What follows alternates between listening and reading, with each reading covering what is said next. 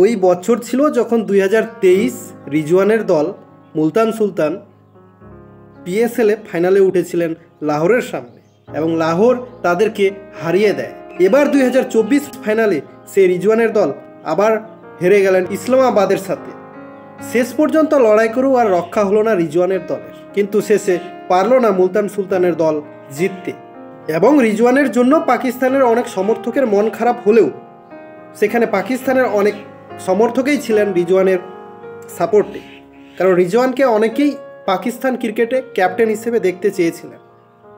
যবে থেকে রিজওয়ান 2021 সাল থেকে পিএসএল মুলতান সুলতানের ক্যাপ্টেনের অধিনায়কের দায়িত্ব নিয়েছেন, তবে থেকেই মুলতান সুলতান খুব ভালো পারফরমেন্স করছেন এবং তাদের দলও বেশ ভালো খেলেছেন এবং শেষ পর্যন্ত তারা সেই বছরও লড়াই করে হেরেছেন, এবারও লড়াই করে হারলেন, ফাইনালে তুললেন তার দলকে, কিন্তু একটি ফাইনাল ট্রফি জিততে পারলেন।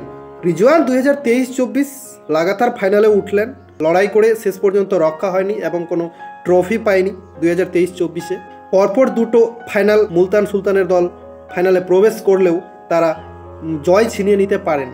পিএসএল 9-এ 2024-এ ইসলামাবাদ ভার্সেস মুলতান সুলতানের ফাইনাল খেলা হয় এবং সেই ফাইনাল খেলায় ইসলামাবাদ খুব ভালো পারফরমেন্স করে, তারা ডিজার্ভ করে এবং এই দুই দলের লড়াইটা চরম লড়াই করে ম্যাচ জিতে নেয়। মুলতান সুলতান ব্যাট করতে নেমে 159 করেন এবং ইসলামাবাদ জবাবে ব্যাট করতে নেমে 163 রান করে ম্যাচ জিতে নেয়। সুলতানের উসমান খান 57 রান শুধু করেন এবং বাকিবাদ ইফতিকার আহমেদ, যাকে চাচা বলেন সবাই, তিনি 32 রান করেন এবং বাকিবাদ সেরকম কোনো পারফরমেন্স, রিজওয়ান 22, তাছাড়া সেরকম পারফরমেন্স দেখা যায়নি মুলতানের হয়ে।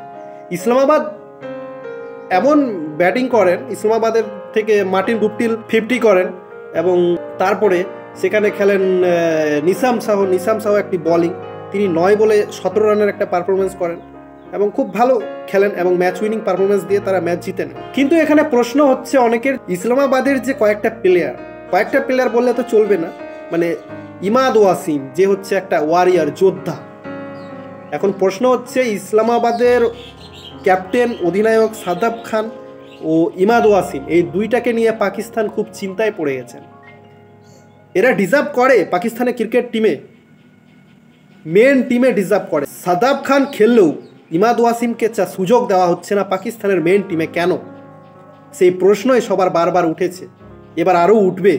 ইমাদ ওয়াসিম যে নিজের পরিচয় নিজেই দিয়ে দিলেন এই পিএসএলে, লাগাতার 3টি এলিমিনেটর ম্যাচে, লাগাতার পরপর 3টি ম্যাচে এলিমিনেটর ম্যাচেই তিনি ম্যান অফ দ্য প্লেয়ার হয়েছেন, প্লেয়ার অফ দ্য ম্যাচের ম্যান অফ দ্য প্লেয়ার হয়েছেন এবং ফাইনালে তার দুর্দান্ত 5 উইকেট হল, ফাইনালে 5 উইকেট নেওয়া ইমাদ ওয়াসিম এবং ব্যাটিংয়েও প্রদর্শন দেখিয়ে ম্যাচ উইনিংয়ের যে একটা সেলিব্রেশন করেছেন তিনি এই থেকে একটা নির্দেশ দিচ্ছেন পাকিস্তানকে সোজাসুজি যে আমার পাকিস্তানে সুযোগ পাক্কা, পাকিস্তানের ন্যাশনাল ক্রিকেট টিমে আমার সুযোগ পাক্কা, এই নির্দেশ করে। তবে আমি মনে করি যে ইমাদ ওয়াসিমকে সুযোগ দেওয়া উচিত। ইমাদ ওয়াসিম এত সুন্দর পিএসএল এবার খেলেছেন আর তিনি একটা ভালো বলার, রানও করেন, সাথে এত উইকেট নেন।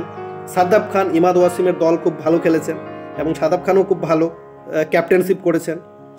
রিজওয়ান একটা এত বড় প্লেয়ার, তার দলকে হারিয়েছেন, নিশ্চয়ই একটা মানে প্রতিভা রয়েছে সাদাব খানের। এবং ইমাদ ওয়াসিম তো স্টার, এবার পিএসএলের সবথেকে বড় স্টার আমি মনে করি ইমাদ ওয়াসিম।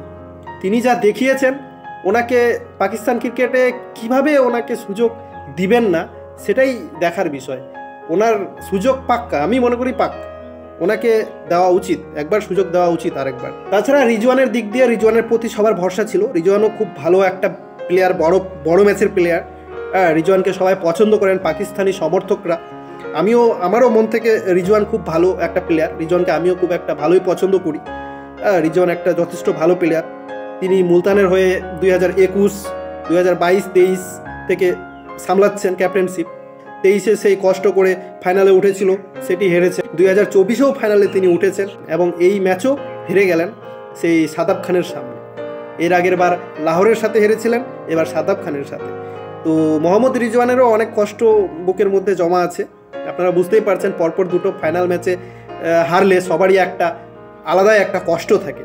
এবং বেস্ট অফ লাক। এবং পিএসএল ফাইনাল এবার খুব সুন্দরভাবে পিএসএল ফাইনাল শেষ হলো। বেশি ভিডিও বাড়াবো না, আর আপনাদের যদি মনে হয় যে পিএসএল ফাইনালে এবার ইমাদ ওসিম যে 5টি উইকেট নিয়েছেন এবং তিনি অবশ্যই ন্যাশনাল টিমে ডিজার্ভ করেন, তো তার জন্য অবশ্যই কমেন্ট করবেন।